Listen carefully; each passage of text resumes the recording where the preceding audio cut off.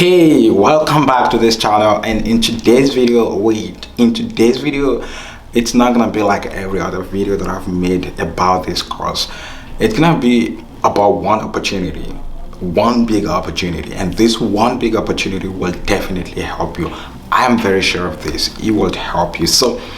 And that one big opportunity would help you is either to land a job or to be retained wherever you're serving. You might not like the place, but it will create another opportunity for you. And even if it doesn't do that, it would help you one way or the other. I'm just so sure about that. So what is this one opportunity? Listen, before I talk about this opportunity, call anybody or ask anybody that went for NYSC, and they will tell you it's not easy. Yes, what I'm about to tell you is not easy, but it's achievable, it's doable. And before I talk about this, okay, so let me just say it's doing a project. Either you do a community project or you do a school project. Yeah, it's doing a project. So if you go for NYSC, you're gonna be told that, okay, if you do a project, you're gonna get entitled to something like the stage project. When you're passing out the POP, passing out parade, they will like give you gifts. If you are the best, they give you a gift, and it could lead you to having a job. So how do you become the best? How do you become number one? How do you get this? See, it depends on the kind of project you want to do. So when I was serving in the year 2012, what came to my mind to do, I don't know where I had this idea from, but I knew when I was on camp in Nasarawa, I met a guy there. The name of this guy is Conley, and Conley said he was called to come lecture in the University of Nasarawa. I did not fact check this to know if it's true or not. I'm sorry about that. But at the same time, I was just curious about the fact that I met him on camp while he wasn't supposed to be there. He was serving already. He wasn't attached with any of the officials. He wasn't told to do anything special for us. He only came because he was known very well by the officials. So what happened was that when he was serving, he wrote a book. It was like a government book, and then he I don't know how he connected with people, and this book eventually got to University of Nasarawa, according to the story he told us. So me especially. So because I was curious to know more. So he said when this book got there, they were like, oh, one of the core members could do this, and the book was useful in the government area in the school. Then they had to bring him in as probably adjunct lecturer or something like that, and they retained him. Yeah, so that was what he did. So probably that was where I had this intention from, or I heard it before I went for NYSC, or when I started. I wouldn't know, but I know it was primarily from camp. So I think we were told, on camp, that if you do a project and you came out as first, you get something, you could get a job or this and that. And companies will be coming to pick the best. They might not come on camp, but they're looking for the best. If you go to any company and tell them that you served in so year, or you just finished your NYSC, and these are the projects you did, and this was how you were able to achieve it, and you give them recommendation letters, what do you think would happen? Because especially if you want to work in a bank, for example, a bank would want the people, the marketers, the workers, to bring people that can have money in the bank. So if you are able to bring letters from, let's say, commissioners, honorables, like recommendation letters, what do you think they're gonna say? This is a good product. What else? So that's what I'm trying to say. It's nothing like very big or different. That's what I'm trying to say. How would you get it done? So this is how you're gonna get it done. You want to do a project, but how do you get this project done? What project should you do? I don't know what project you want to do, but make sure you do just I have two types of projects, either the community project or the school project. This is how the school project would help you. If you do a school project, the principal, the teachers, the students, and every alumni would recommend you. And some of these alumni could be well-to-do. I will tell you, it's a very great mistake that I made when I was serving. Me and my friend Tosin wanted to do, I think, a community project. I can't remember. I'm sorry, I can't remember, but he wanted to do a project I wanted to do a project as well. So my project was to renovate the school library. He wanted to do a borehole for probably the community or for the school. I can't remember.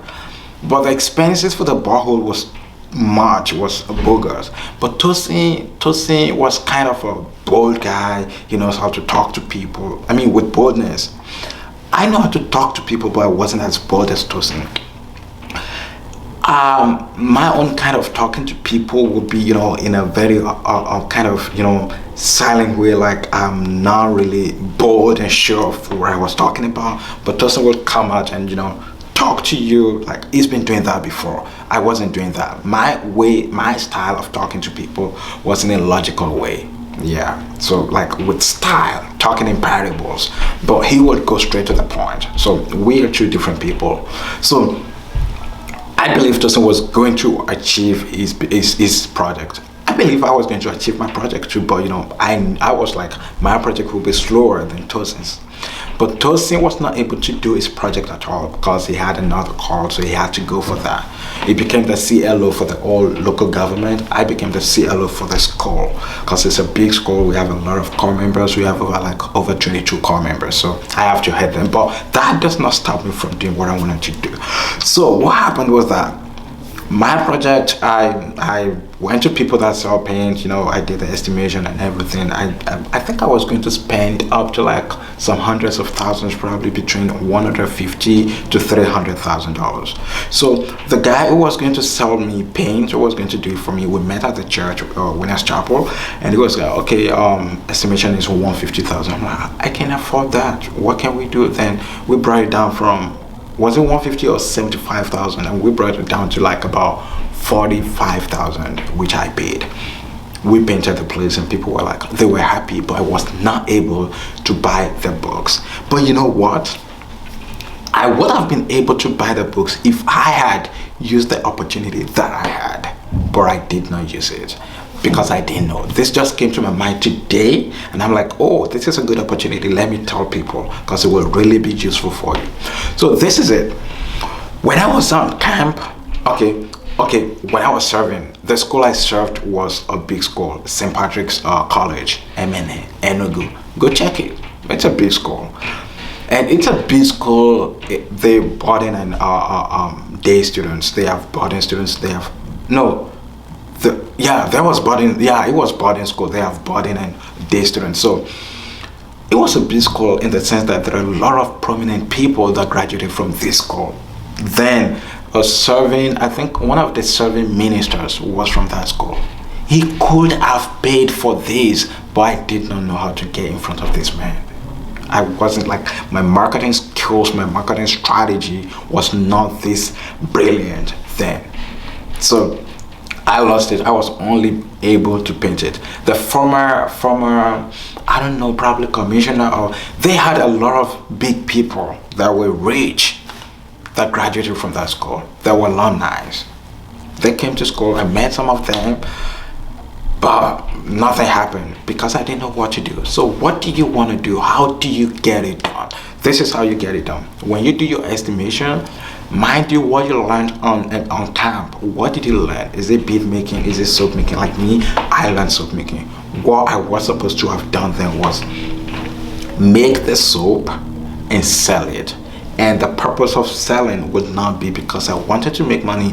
I would just go to people and tell them that, okay, I am selling this soap. And the reason I'm selling this soap is that I wanted to raise money to install the library for St. Patrick's College, MNA. They will be like, oh, you're doing that? Yes.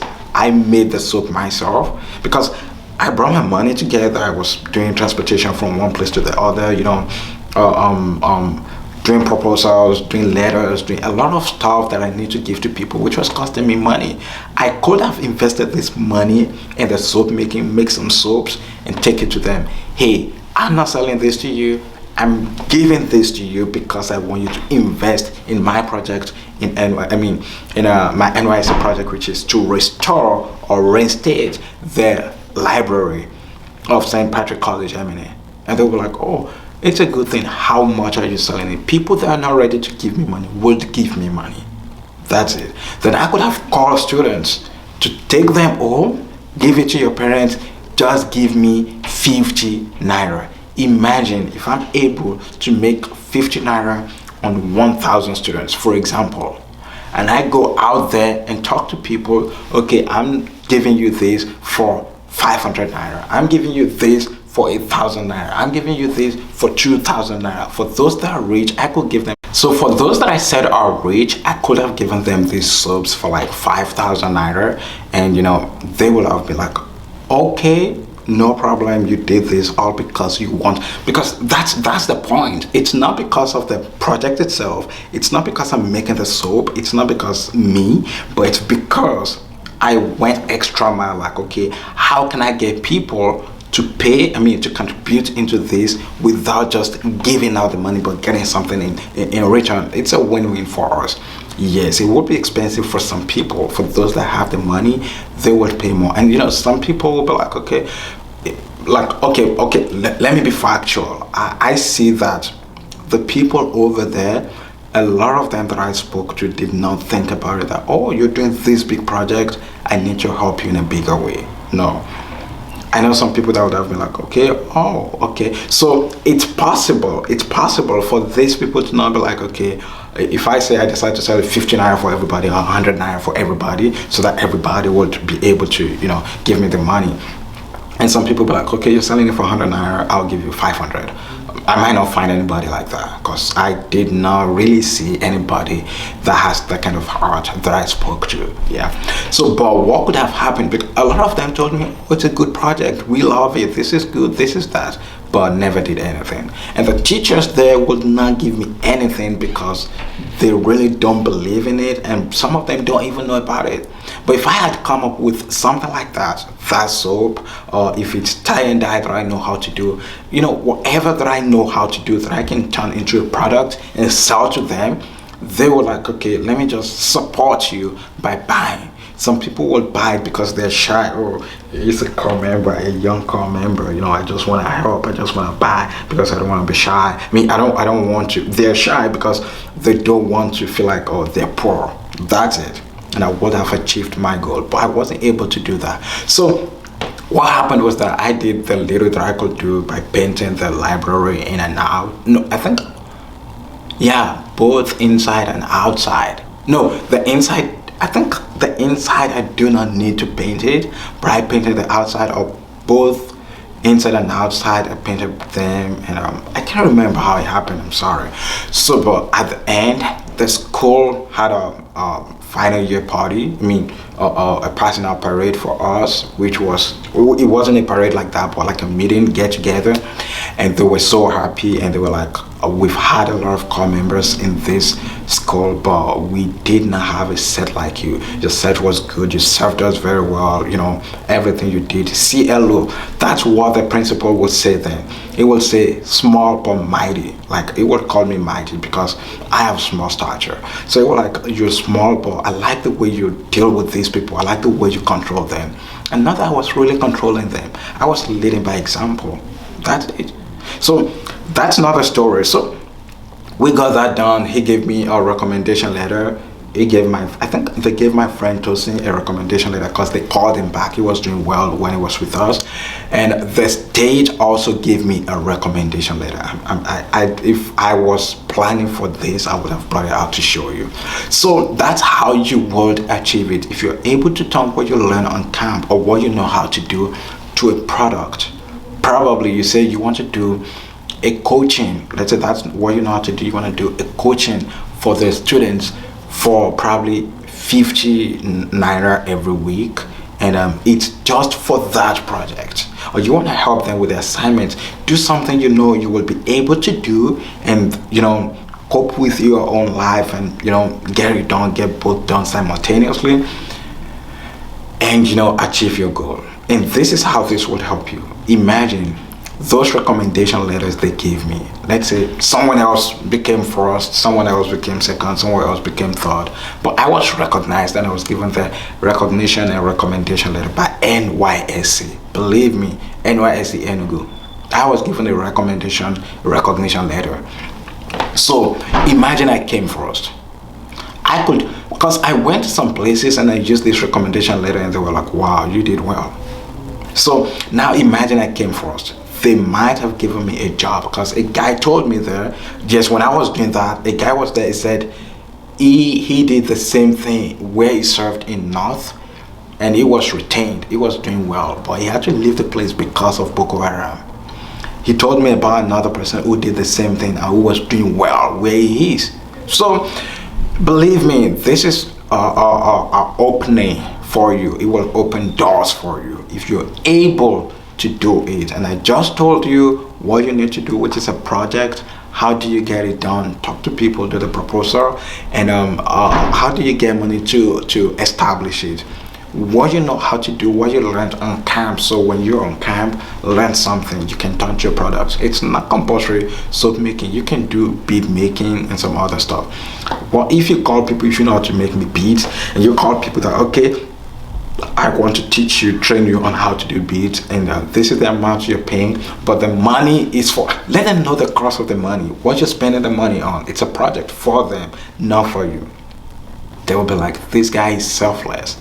They might tell someone about you. Imagine I was able to do that, restore that library. The guy that was a minister could have been like, a core member did that, where is it from? And they say, okay, I want to help you. The minister could have given me a job. The connection could have come from there. You know what that means. Let's say it gives me a federal job. But I wasn't expecting it, because I did not do anything spectacular. I just painted it. The painting did not do anything. Imagine I was able to buy good books and put it there. You know how people will feel? You know how the state will feel about me? You know how those big guys will feel about me? There will be 1% there that will be like, no, this guy did a good job. We need to talk to these alumni. They need to help him. That's it. All of us will not have the same luck, but you might be the one to have this luck. So that's why I want you to put this into action and go do it. It will really help you. Thank you once again. My name is Dave Kozula. Subscribe if you want to, so that you can have access to the next videos that I'm bringing out. They will really help you. Thank you.